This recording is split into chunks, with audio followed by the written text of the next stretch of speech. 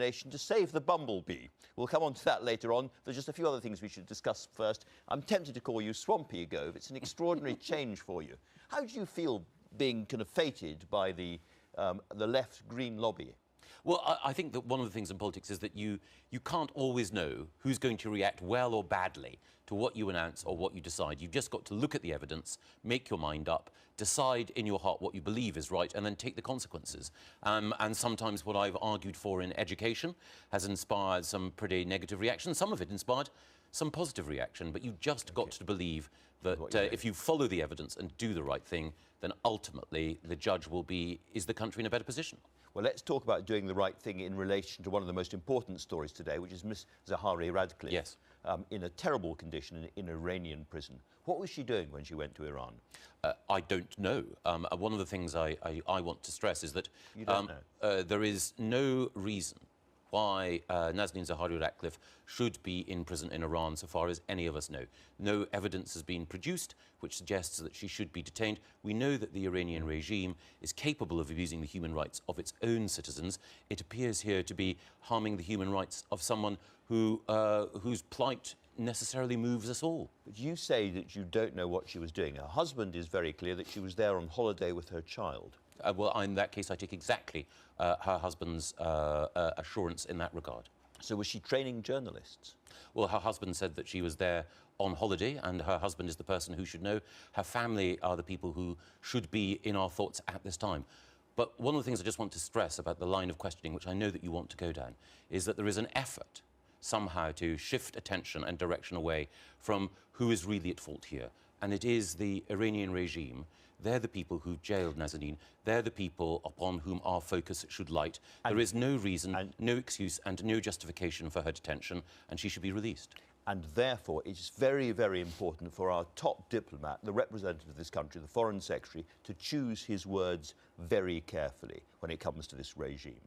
Do you not think that it is time for Boris Johnson to formally change what he said? He's apologised for the effect of it. He hasn't changed what he said. Well, I think that there's nothing the Iranian regime would like more than for the attention to be shifted off them and onto us. And I think we make a big mistake, Andrew, if we think that the right thing to do is to blame politicians in a democracy who are trying to do the right thing for the plight of a woman who is being imprisoned by a regime that is a serial abuser of human rights. Who's in the dock here? Iran.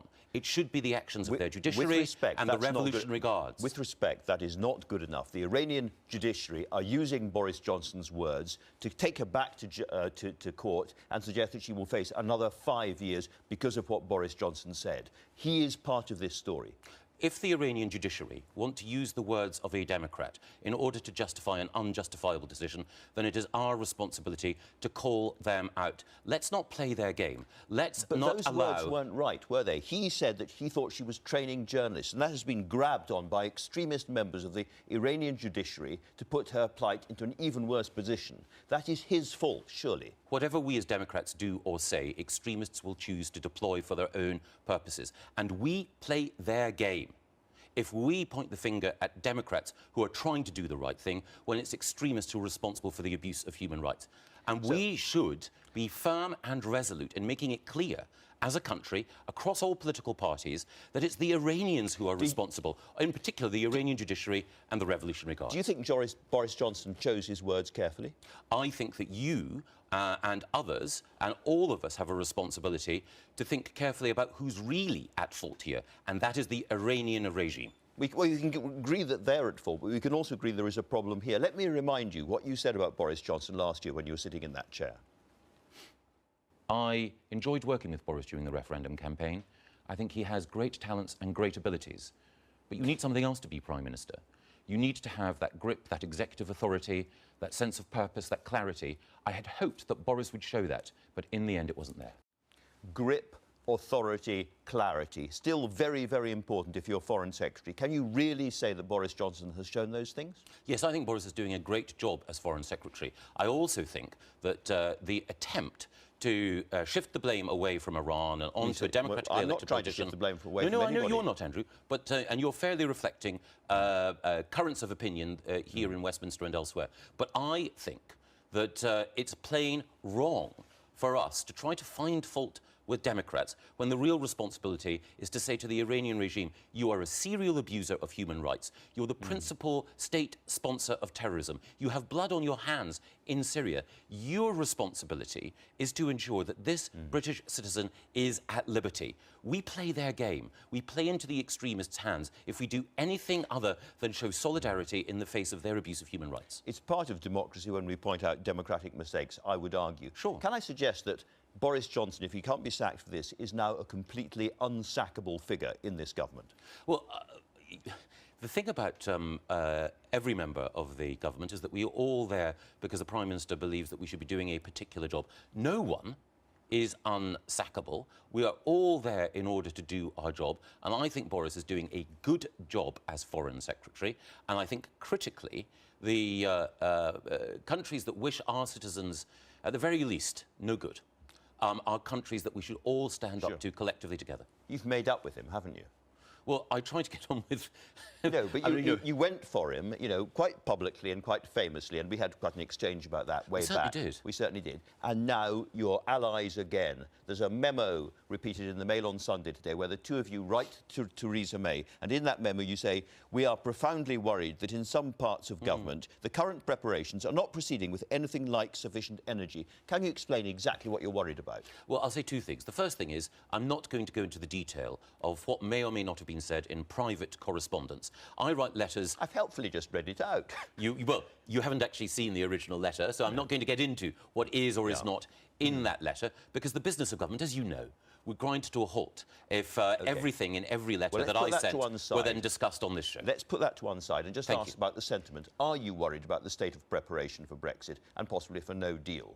Well, as a departmental minister, I have a responsibility, perhaps a bigger responsibility than almost any other domestic minister, to make sure that we are ready for any eventuality. And I'm not worried, but I am determined to ensure that in my own department, which is the area for which I have responsibility, that we have everything in place for every eventuality. Now, what I want, what I believe the country wants, certainly what the Prime Minister and the Cabinet want, is to secure a good Brexit deal. And that's what we're working towards. We're doing everything we can to secure that deal, but we're also making sure that whatever may happen in these negotiations, that Britain can make the best of them. You'll have caught a little bit, I hope, of James Dyson talking there, a very inspiring figure in many ways. He says we should just walk away now. I can understand James's point of view, but I, on this occasion, respectfully disagree with him. I think it is far better for us to be engaged in those negotiations. My Cabinet colleague, David Davis, I think is doing a very good job in making sure that Britain's interests, and indeed the wider interests of Europe, are respected within this process. And in this process, there is an expectation at the moment that Theresa May is going to have to go a little bit further when it comes to the money in order to open the trade deal talks properly. Would you block her if she tried to do that? I certainly would not. I think that... so we have to spend a bit more money? Well, no, I wouldn't block the Prime Minister in doing what she believed was right.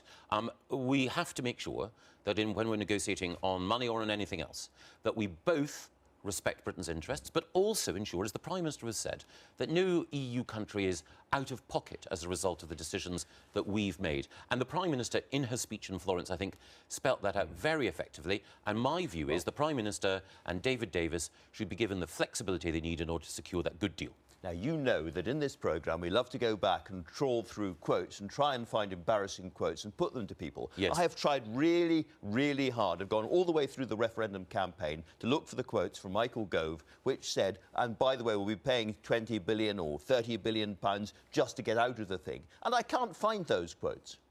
Well, I think during... Because you didn't tell people, did you? Well, during the course of the referendum campaign, I was interviewed on lots of shows, including, I think, this one. And one of the points that I made is that at the end of this process, we will have taken back control of our laws and of our monies. The critical thing about this negotiation is that we need to make sure that we pay a sum to cover our obligations. And then once we've paid that sum, as the Prime Minister has said, we won't be paying any membership fee for the EU anymore. So when Simon Stevens of the NHS says, we need our 350 million quid a week, is he going to get it? And if so, when's he going to get it, do you think? Well, I think Simon Stevens made a good case for increased funding in the NHS, and I've always supported increasing funding in the NHS. I think that The sum mentioned, we've discussed in the past. We don't even say no, the sum mentioned. £350 million. Thank you. That is the figure, the gross figure, which the European Union controls every week. Now, once we're out of the European Union, obviously we can then decide how we spend that money. Okay. And I think, as Jeremy Hunt said, I think last week, I'd like to see a significant slice of that money once we've left go to the NHS, but ultimately it's for the Prime Minister and the Chancellor to decide. Let's come to your own department now. You have announced a new body to oversee environmental protection after we leave the EU. In your article about it, you come quite close to suggesting there are some things the EU has done rather well. Yes, I think it's only fair to say that there are some things that have happened while we've been in the European Union that have been good. So if one looks at the EU's record on the environment, there are balancing items. So on the Common Agricultural Policy and the Common Fisheries Policy, I think they've got things wrong. But the European Commission and some of the directives which it's been responsible for enforcing have been good things. Now, some of those directives have been authored by British politicians. So, for example, the Habitats Directive was actually the product of Boris Johnson's father, Stanley. And it's been a good thing, a British politician working internationally in order to achieve something which is worthwhile for the whole world.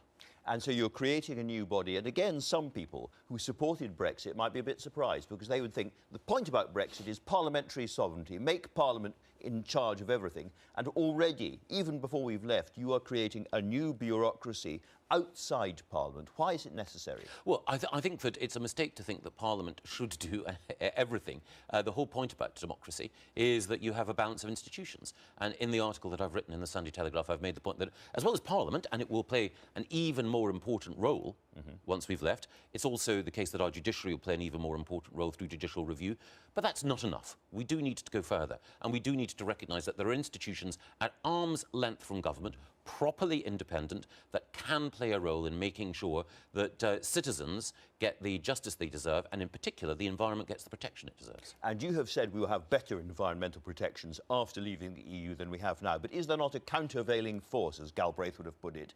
Wilbur Ross, the American Trade Secretary, has suggested that we have to change our regulatory regime to get the best kind of deal that we now need with the US. And that means lower standards in some areas, not higher. No, I've been clear, my colleague Liam Fox has been clear, that while we do want a trade deal with the United States, we won't be lowering environmental or animal welfare standards. Free trade is a good thing, but free trade founders on the rocks of public opinion if people try to use it as a Trojan horse, if a Trojan horse can founder on rocks, if people try to use it as a Trojan horse for lowering environmental protection. So we're not going there. All right. Can I ask about the kind of practical effect of all of this? What changes in the British countryside do you want to see after we leave the EU? How will things look different? Will we have better hedgerows? Will we have more organic farming? What will happen to the woodlands and the forests? What is your picture of the British countryside after we leave? All of the above. What I'd like to see, firstly, is more trees. We have a determination as a government to ensure that over the course of the next few years that we plant 11 million more trees in our country. We also want to see a growth in the sorts of habitats that encourage a wider range of species. I want to see the number of farmland birds increase. I want to see species which have been on the verge of extinction and certainly endangered return in healthy numbers. And I also want us to help support farmers to produce food in a sustainable and productive way. Now, that doesn't mean that everyone has to go organic. Speaking of which, your colleague Christopher Grayling said that if we left after no deal, one of the things we'd have to do is to grow some more food in this country. Presumably your department, because it's a well-prepared department, is planning for that. Well, it's not the case that the department grows its own food, but it's certainly the case that British farmers are the best in the world. They are adaptable, ready to cope with different scenarios. It's our job to help them. But a critical thing is that I expect that British food will actually be increasingly in demand worldwide, because the trend overall globally is towards greater quality, and British food is in the best position, British farmers are in the best position to meet that demand for the very highest quality. We're running out of time. Can I ask you about something Sadiq Khan said? He said we need a new Clean Air Act in this country. You're in charge of the quality of our air, and a new regime for diesel and petrol cars. Is that what you'd like to see from the budget? We need clean air action. I won't get into the budget. It's very close. The Chancellor would chew my ear off if I tried to speculate about what was going to be in it. But we've already announced steps to ensure, including bringing forward electric cars and getting rid of diesel cars on our roads by 2040. We've already announced steps. There will be more that we will announce. What we need is clean air action, not a Clean Air Act. You've said not only diesel cars off our roads by 2040, but petrol cars too. In fact, virtually everything we think of at the moment as a car is going to go. When people are thinking about their next car, should they now be thinking about buying electric? Well, I'd like to encourage people to buy, if they can, electric or hybrid. Of course, the whole point... Do you drive an electric car? I don't at the moment, but I'm looking at a variety of them. My wife, who writes well, I won't go into what my wife writes about, but she recently reviewed an electric car, and fantastic. Now, I recognise what we need to do is to bring down the cost of electric cars. They're not within everyone's budget. The whole point of setting the legislative and the regulatory timetable that we have is to give people time to adjust. Michael Gove, thank you very much indeed for talking to us. Now then, the National Trust has seen a huge rise in its membership, with more people visiting its properties than ever before. 24 million people last year paid to see historic houses and gardens. But the Trust has been embroiled in controversy, accused by some of being politicised,